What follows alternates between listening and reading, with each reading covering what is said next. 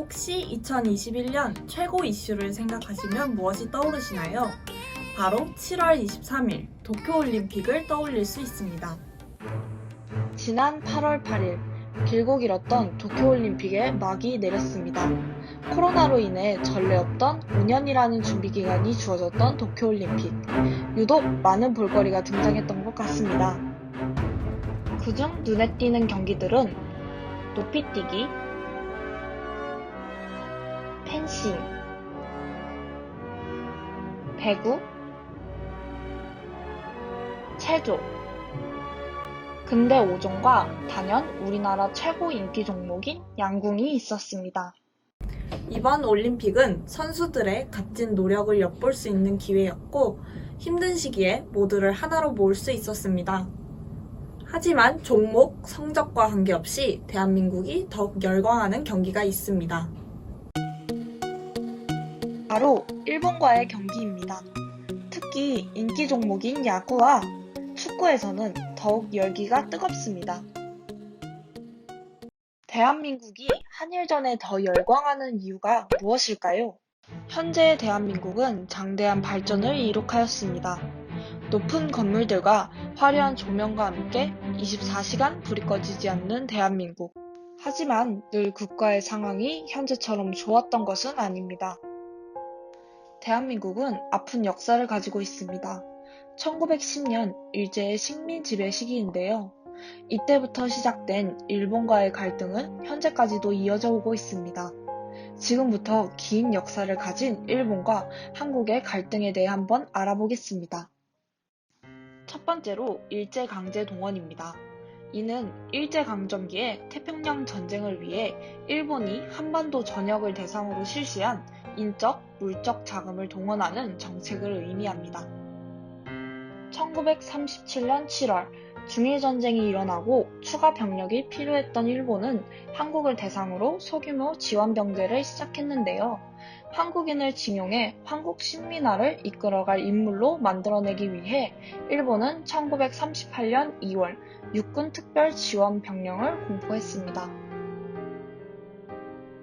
전쟁이 계속되면서 일본은 국가총동원법으로 본격적인 인력 동원을 시작했습니다. 강제 군인 동원에는 국민에게 국가를 방위할 병역 의무를 강제하는 징병제도, 직접 지원을 하는 지원병으로 나뉘었습니다. 군인 동원의 규모는 약 20만 명이라고 추정되고 있습니다. 실제 징용자의 말에 따르면 제대로 된 월급 한 번 받아본 적이 없고 일하는 환경도 식사도 제대로 챙길 수 없었다고 합니다.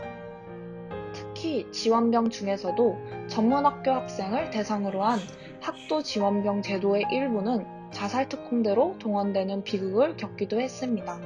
일본의 한 고위 간부는 조선 현지에 직접 가서 사람을 데려왔다.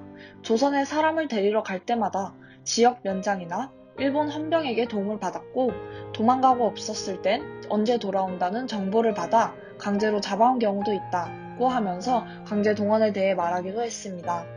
그 밖에도 2010년 사할린에서 발견된 강제징용 문서나 홋카이도, 규슈 등의 지역에서 발견된 몇몇 문서들을 통해서 강제 동원을 확인할 수 있습니다. 하지만 일본은 돈을 벌기 위해 자발적으로 일본에 간 것이지 강제징병이 아니라고 주장합니다. 최근 군함도의 유네스코 등재 문제로 강제 동원의 사실의 일부를 인정했지만 1965년 한일 청구권 협정 체결로 인해 더 이상 일본 기업의 배상 책임을 물을 수 없는 현실입니다. 강제 동원 이후 다뤄볼 역사는 바로 끝나지 않는 이야기 위안부입니다. 일본군 위안부란 1931년 일본이 만주사변을 일으킨 이후부터 1945년 태평양 전쟁까지 전쟁을 효율적으로 수행한다는 명목하에 설치한 위안소에 강제로 동원되어 일본군에 의한 성노예 생활을 강요당한 여성들을 지칭합니다. 위안소의 여성들은 일본군 위안부라는 명목으로 전시 강간과 성폭행 등의 성범죄를 고스란히 겪었습니다.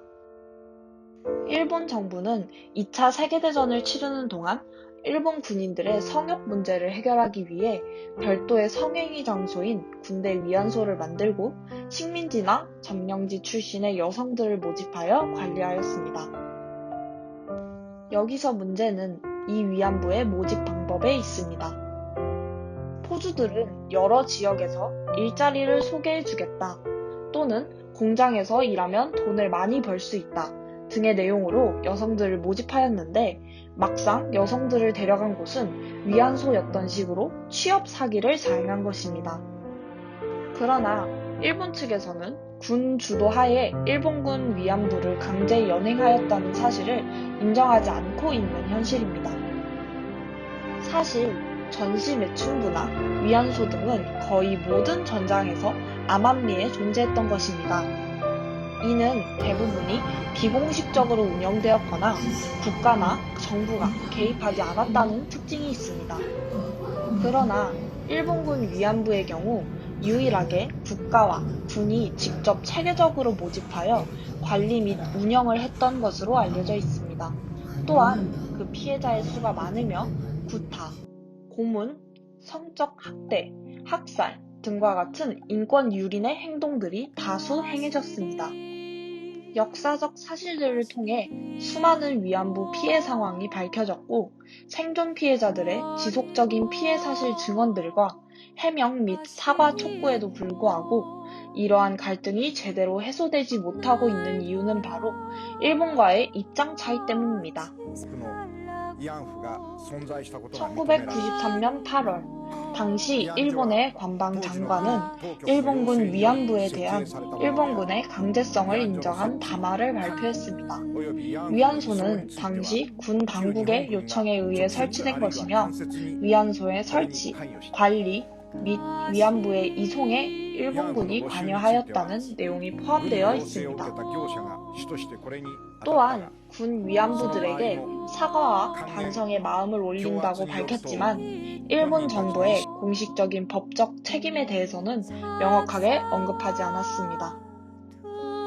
그런데 담화 발표 이후 일본의 전 총리 아베 신조는 사전에 있었던 담화는 한국 정부와 긴밀하게 교섭하여 발표된 것이며 위안부 동원의 강제 연행은 없었다 라고 주장하며 2007년, 2012년, 2014년에 걸쳐 지속적으로 담화의 내용마저 부정했습니다.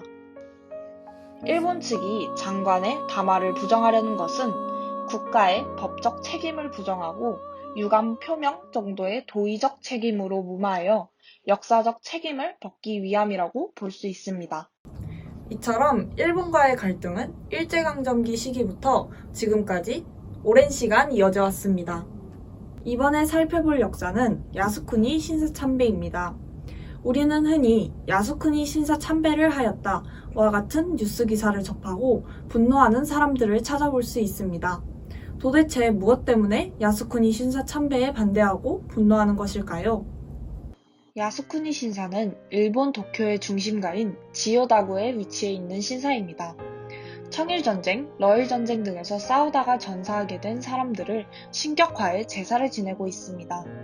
야스쿠니 신사에 합사된다는 것은 일본이라는 국가에 충성하고 싸우다 희생된 사람이라는 것을 의미합니다. 일본이 조선을 강점한 이후 일본의 전쟁에 동원돼 사망한 2만 1000여 명의 한국인도 사망 당시 국적이 일본이었다는 이유만으로 합사에 포함되었습니다. 그러나 이러한 합사된 사실조차 몰랐던 한국의 유족들은 야스쿠니 합사 취소 소송을 벌였지만 모두 기각되었습니다. 야스쿠니 신사는 이곳에 합사된 한국인은 전사한 시점에서는 일본인이었으므로 사후에도 당연히 일본인이다.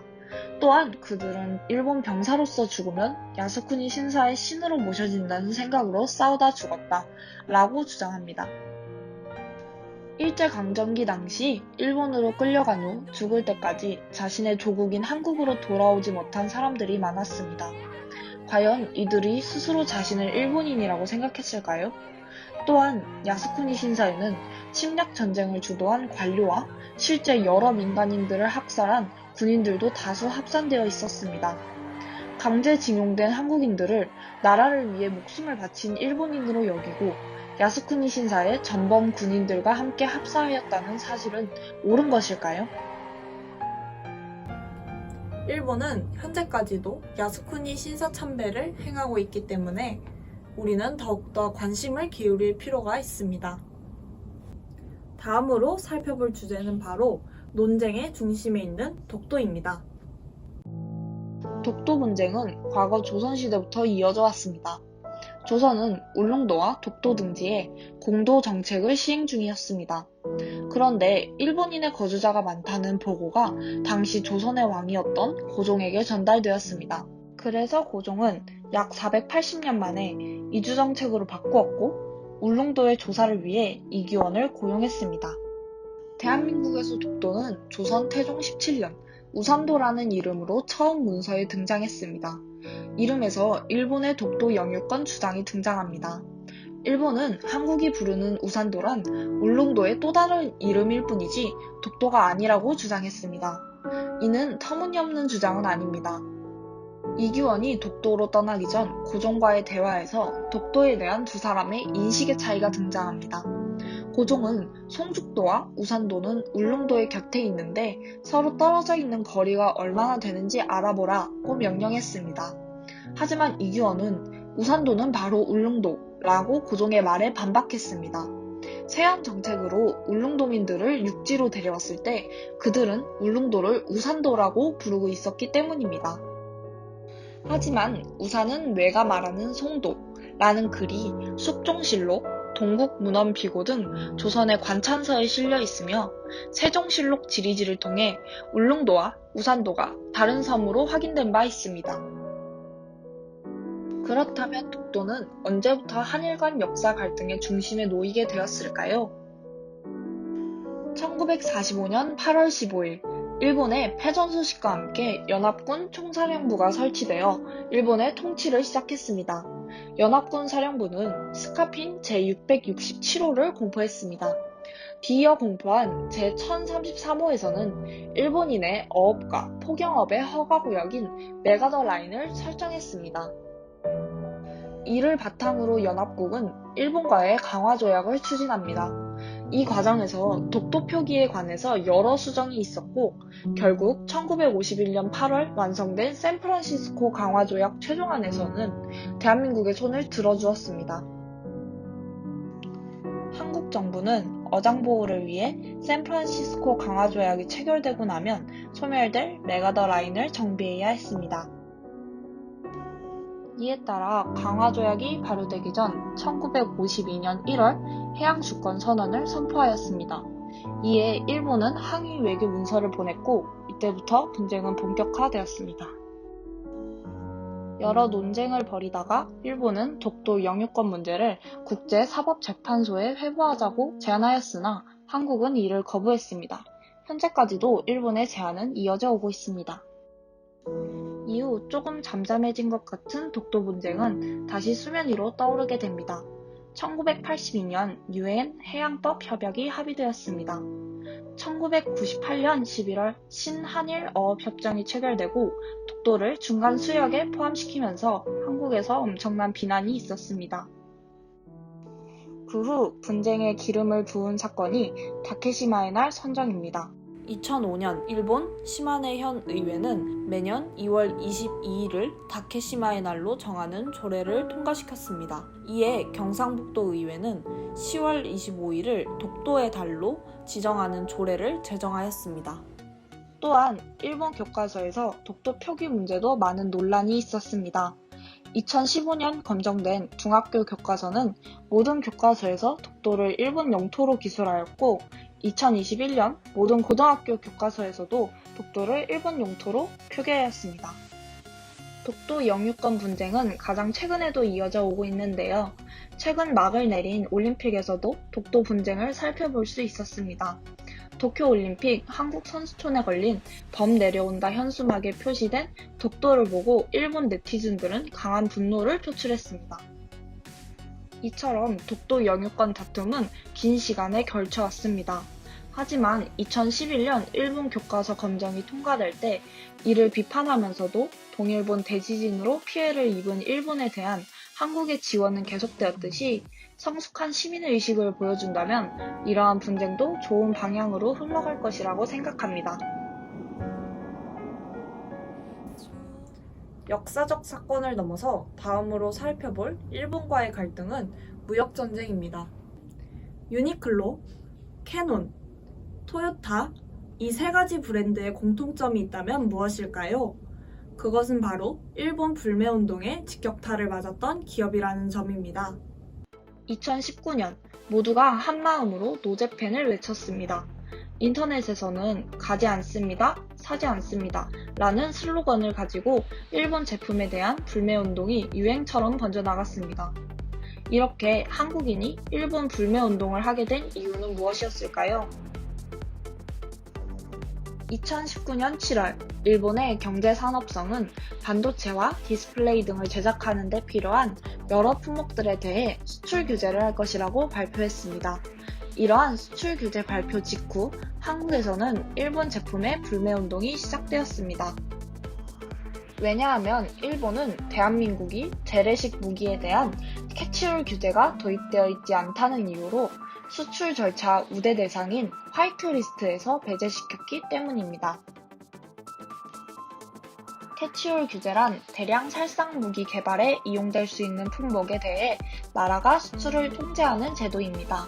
한마디로 더 이상 대한민국은 신뢰할 수 있는 나라가 아니다 라는 뜻입니다. 이에 한국 또한 일본을 화이트리스트에서 배제시키고 수출 규제를 더욱 까다롭게 변경하겠다고 발표했습니다. 이처럼 한일 간의 분쟁은 이렇다 할 종결 없이 현재까지도 진행 중에 있습니다. 계속되는 수요 집회, 끝나지 않는 배상 문제, 독도의 영유권 분쟁과 무역 전쟁 등 일본과의 갈등은 여전히 해소되고 있지 않습니다. 긴 역사를 함께한 만큼 서로의 상처도 더욱 깊어져 있습니다. 역사를 무시한 채 일본과의 화합만을 추구하자는 것은 아닙니다.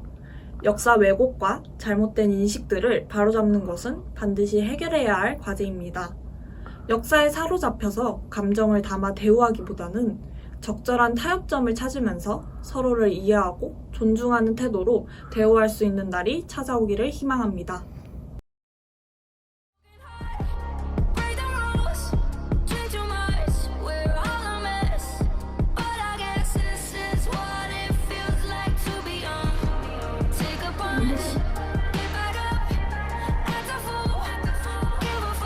최근 군함도의 유네스코 등재 문제로